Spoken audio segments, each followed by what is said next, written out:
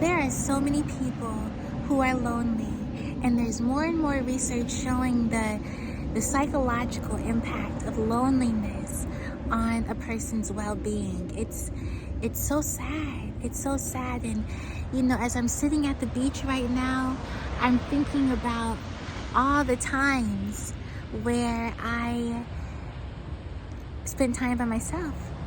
And the more I spend time with myself, the more I recognize the power of presence, the power of being still, the power of appreciation and gratitude, and the power of remembrance as I come to the beach. And what comes to mind for me is that I get to be with all of the different parts of me that have gone to the beach. It's almost like Holy Spirit gathers each and every part of me that has come here on different occasions just so I can be one in the Spirit. It's really profound, and I want that for you today. I know each and every one of us is fighting our own battle. We're fighting our own toughest fight that we fought yet in some way. And I'm even thinking of, I'm teaching a class on self-awareness. And I'm thinking of the women in this class and how they are showing up. They are showing up despite the many layers of responsibility, the roles that they play, multiple roles, multiple responsibilities. And they show up for this course on Saturdays, online, and to be fully present. It's really a blessing because it's changing my understanding of what it means to be committed to yourself despite what you're going through. Show up, show up, show up. So as you go to a place today where you find yourself collecting your mind or just practicing stillness, I pray that you would recognize all of the parts of you that have come to this beach or to that park or to that wooded area, that park, that tree, that, where else do people go? I don't know. Wherever it is where you feel whole. I pray that you would recognize the Spirit gathering you. I really pray that. Jesus looked over Jerusalem and he said, "Oh, Jerusalem, how I wish I could have gathered you like a hen gathers her brood."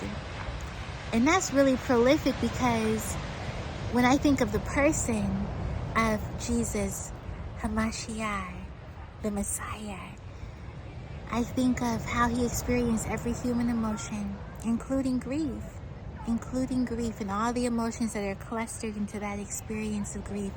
He looked at the city and said, "I wish I could have gathered you." It's almost like he was saying, "I wish I could have done more," right? That's a lot of heaviness when we think about what more we could have done. But the beauty in this experience is that if you know him, he will gather you and he will bring all of the parts of you that met in that secret place.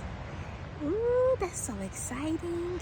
He will gather you into that place of oneness because the atonement has already been made. The atonement has already been made.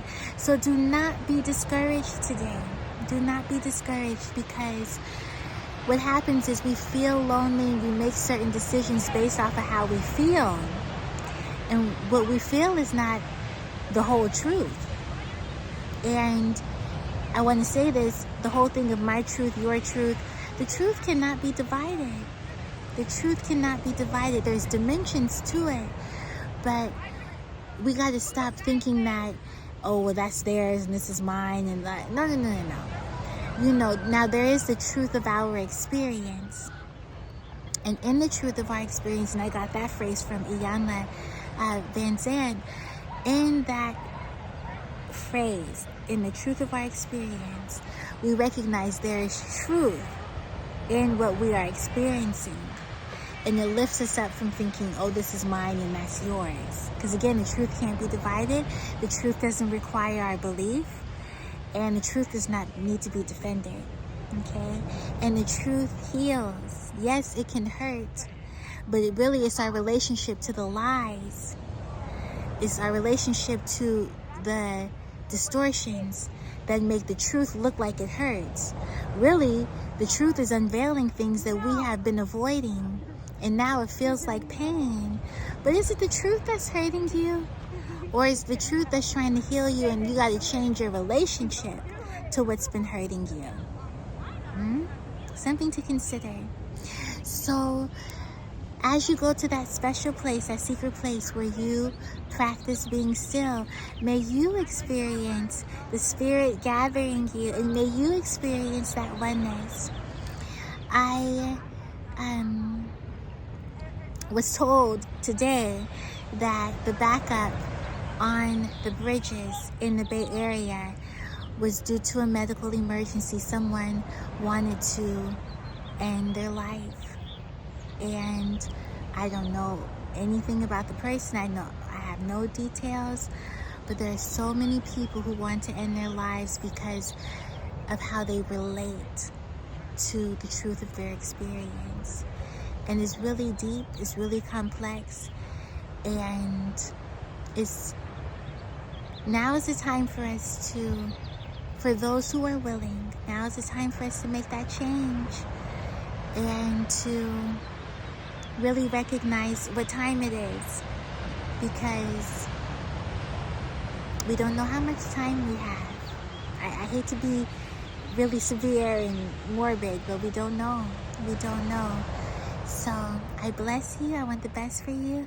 And I hope that you feel so loved as you go to that secret place to renew.